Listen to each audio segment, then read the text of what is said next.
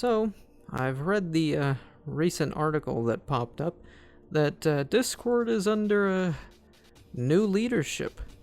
They got a new CEO now, so it looks like former CEO Jason Citron stepped down from the position, and he will be replaced by Activision Blizzard exec Humam Saknini.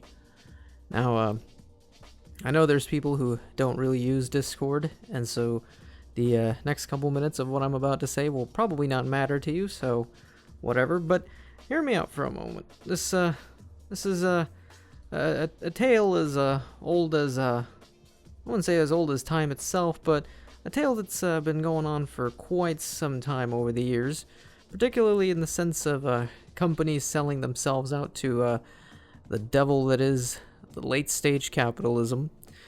What I mean by this is, for those of us who do use Discord, and there's people who use Discord for a myriad of different reasons, some of which are you use it as a form of social networking site, you may use it as a forum, you may use it as an art sharing gallery, or you may use it in the traditional way of using Discord as a little friend group chat thing that you're using. Kind of like what Xbox Live Party chats used to be way back in the late 2000s, early 2010s. When you would have a little group with like 5 or 6 of your friends that you know IRL, and you would, gather around and start chatting about whatever random shit that you want to chat about. Now, the issue with this change is that over the past couple of months, Discord has shown signs that it wants to be a publicly traded company, which is where the whole issue of late-stage capitalism comes in. For anyone who's been using Discord over the past couple of months, the app has made some changes that have not been too liked by people on it. We've been seeing more partnerships between Discord and official brands and companies, particularly among gaming, where they would say, stream 2 hours of this one game or play an hour of this one other game, and you unlock something like a profile decoration or something, and it lasts on your account for like 2 months or something. I don't know why they can't make those permanent, but Discord logic. They only make them active for like 2 months, and then you lose it, and then they want you to now have, well, I have Nitro myself, mainly for higher upload limits and obviously more features on my own servers, but the issue over the past months has been when Discord has introduced microtransactions, and the only way to access these microtransactions is by having Nitro in the first place. So if you don't have Nitro, you're already paywalled away from being able to spend more money on the stupid microtransactions, which are basically just profile decorations. A very idiotic concept, but a clear indication that the site has been aiming more and more to become more stockholder friendly. And as anyone who has been around in different hobbies or different entertainment industries know, that when something that used to be underground or niche starts becoming more mainstream, then all is fine when you get all these people coming in and sharing the joy of your hobby or your thing. This is a little different from what I mentioned a couple videos ago about gatekeeping. Completely different from that. This is in regards to corporate interests getting involved in something that has traditionally been a very tight-knit thing among a small group of people. Because once it blows up into this big mainstream thing and everybody comes in, that's all nice. You get this huge boost in popularity. But when you get that huge boost of popularity, the one bad side, I will say, when something becomes mainstream is when the idiots in suits at the top of executive towers and all these fancy buildings in cities like New York or Los Angeles start getting involved in things. That's when things start taking a turn for the worst.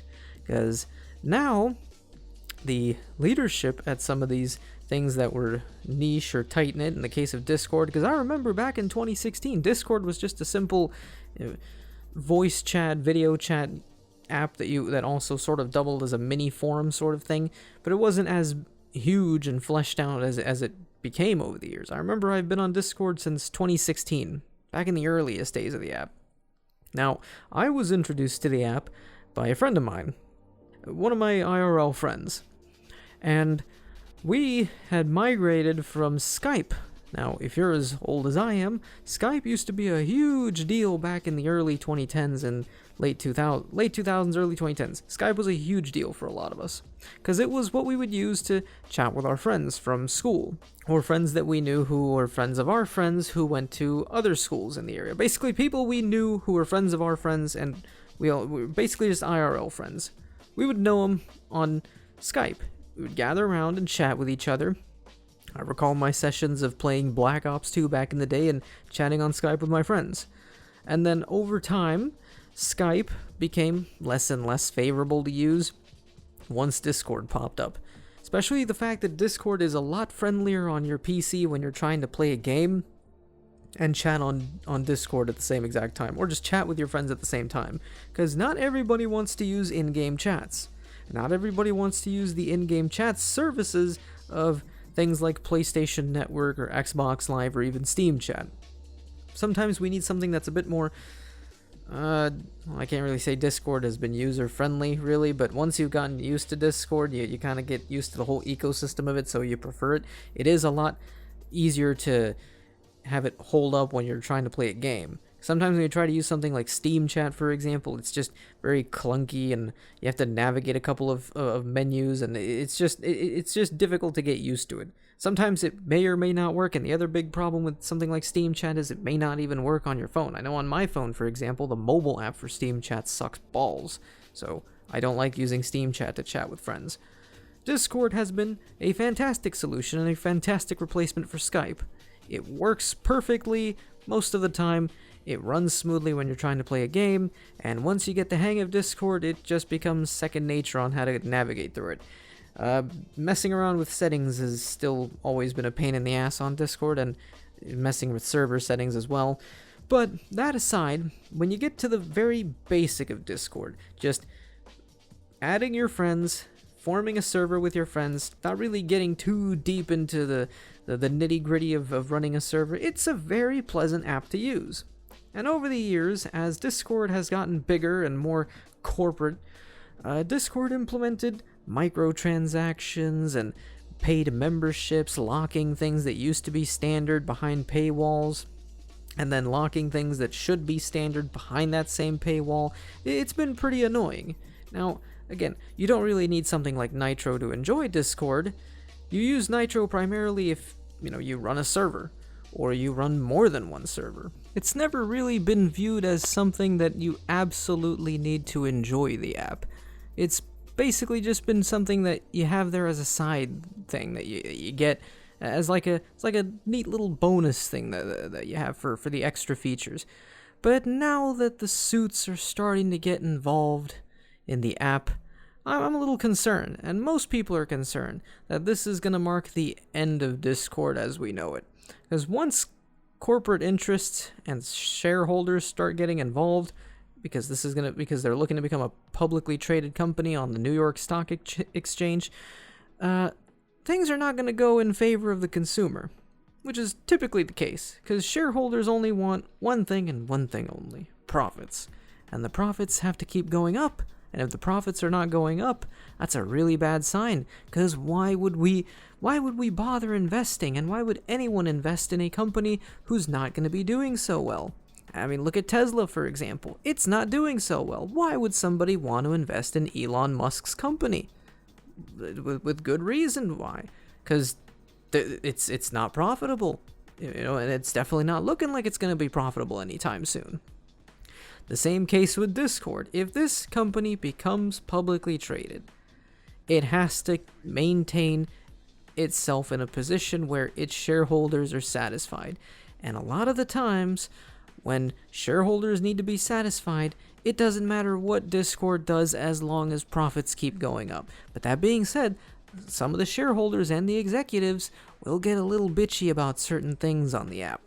Now, for those of us who've been on Discord for a while, we're aware that on some servers, conversations can go out into interesting realms in regards to topics such as politics or society, or just general opinions on certain things, such as your opinions on this game versus that game, or this fandom versus that fandom. And another big thing that's very common on Discord is 18 plus content. There are servers that obviously host things like the old P and the old Henny, and companies that become publicly traded ain't the biggest fans of 18 plus content on their new company that they're buying shares of, because they don't want to be associated with a company that has 18 plus content. If you're putting an image of a skimpy Miku on the server, that ain't gonna please the shareholders very much. It's kind of a reason why on a platform like Steam, it's not really uncommon to find a lot of 18 plus content on Steam, because Steam and Valve are not publicly traded companies. Therefore, as a result, it's a bit more open-minded on what you can have on there. You can't just do whatever, because you still have to abide by the terms of service, but for the most part, you don't have to worry about corporations getting in the way of people just simply wanting to talk about whatever or post whatever they want, as long as it's within, obviously legal realms and within terms of service realms. The companies don't give a shit about that. Companies just want everything to be as sterile and sanitized and bland looking as humanly possible, because that's what makes the most profits in their eyes. And so combine that mindset with Discord's push towards things like microtransactions and advertising via those quests that they've been doing recently with, like I said, things like Fortnite or Marvel Rivals or Call of Duty, or shows on things like Max or Netflix or etc. Combine all this together. Clearly, now with the new CEO having been a former exec at Activision Blizzard, all these pieces are coming together to form this new shit stain that will most likely be the future of Discord as a publicly traded company on the New York Stock Exchange. So, the biggest fear for a lot of people is, if Discord moves on from, I don't think they would go in this direction, but they possibly could. You never know, because gotta keep profits up somehow. They may consider the idea of making Nitro a requirement to access most things, or Discord gets even more predatory with the microtransactions, or they start pumping in ads. Like, not just simple, the quest is basically an ad, but it gives you some kind of neat little avatar decoration or something for streaming 2 hours of Fortnite or something. No, it's going to go from that to just a full-blown ad for Fortnite. Like, not even, like, interact with it and it gives you some... No, it's just a full-blown ad. You can't escape it. It's just there. You got to make that advertisement money somehow. Or, like I said again, in the context of 18 plus content, if you're on a Discord server and it's hosting 18 plus content, oh boy, once Discord becomes publicly traded, it's only going to be a matter of time until they start saying, oh, you can't have 18 plus content on the server anymore, because we got to purify the image of the website. There's a particular reason why credit card companies like Visa and MasterCard weren't the biggest fans of people using them for 18 plus services or 18 plus content. Because, again, corporations like to keep things sterile. Anything that falls within the niche realm or what they consider taboo, they don't like it. So that's going to definitely eliminate a good chunk of that kind of content on Discord. But, again, combine that with microtransactions and this whole corporate sterilized push on the website once it becomes publicly traded, on the app once it becomes publicly traded, I don't see a bright future for Discord. I know the former CEO was really excited about this push and for the future of the company, but let's be honest here. Whenever a company goes publicly traded, it never goes well. I mean, look at Facebook, for example. That sure as hell didn't go well. We all know what Facebook turned into these days. And we're all fearing for the worst on Discord over the next couple of months. Because, shareholders and corporate interests are not something that the consumers like. So, might as well say it now, before it inevitably happens in the future. Rest in peace, Discord. I knew you well. Don't know where exactly I would transition to with my friends if Discord does die out. But I'm sure we'll find something. We transitioned from Skype to Discord. I'm sure we can transition from Discord to something else. I know some people have said platforms like Revolt have been a decent alternative, but again, until there is a commonly established, a widely established chat app to use to replace Discord, I don't know what it is that we're gonna do once this app finally decides to kick the shitification bucket and become just another corporate slop fest in a gray shell like your average McDonald's or Burger King when they went from the cool looking designs of the 2000s to these ugly gray box shaped things that litter the streets these days. So yeah, rest in peace, Discord. I know you well. In the meantime, while you haven't fully enshitified yourself, I know that's not really a word, but I've seen some people use it to describe when small niche companies become big publicly traded corporations, caving to corporate greed and interest and the shareholders' interests. So I guess I'll use enshitification. I knew you well, Discord, but while you haven't enshitified yourself yet, might as well keep using it. Because once the news story breaks out that Discord has officially become a publicly traded company on the New York Stock Exchange, I am probably going to have to look for a different app. Because I don't like corporate interests in in my free time activities.